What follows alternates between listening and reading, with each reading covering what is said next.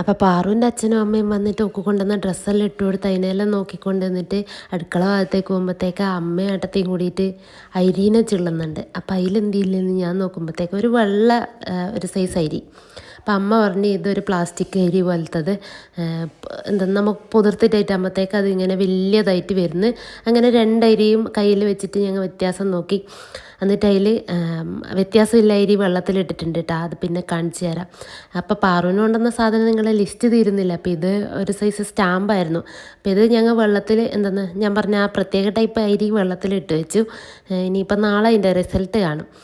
അപ്പോൾ അത് കഴിഞ്ഞിട്ട് പിന്നെ അവരെ പിന്നെയും പുറത്തേക്ക് പോകാൻ തുടങ്ങി. അപ്പോൾ പാറുവിൻ്റെ മുടിയെല്ലാം വെട്ടിക്കണം എന്ന് പറഞ്ഞിട്ട് അപ്പം ഞാൻ ഇന്ന് ആ അരി എടുത്ത് നോക്കുമ്പോഴത്തേക്ക് ഇതാ പറഞ്ഞ പോലെ തന്നെ വലിയതായിട്ട് വന്നിട്ടുണ്ട്. അപ്പോൾ നിങ്ങളെ വീട്ടിൽ ഇതുപോലത്തെ അരി കണ്ടിട്ടുണ്ടോ എന്ന് പറയണേ. ഇപ്പോൾ കിട്ടുന്ന പച്ചരിയിലെല്ലാം ഈ സാധനം ഉണ്ടെന്ന് തോന്നുന്നു. ബാംഗ്ലൂരും എനിക്ക് കിട്ടലുണ്ട്. അപ്പോൾ നിങ്ങൾക്കുണ്ടോ?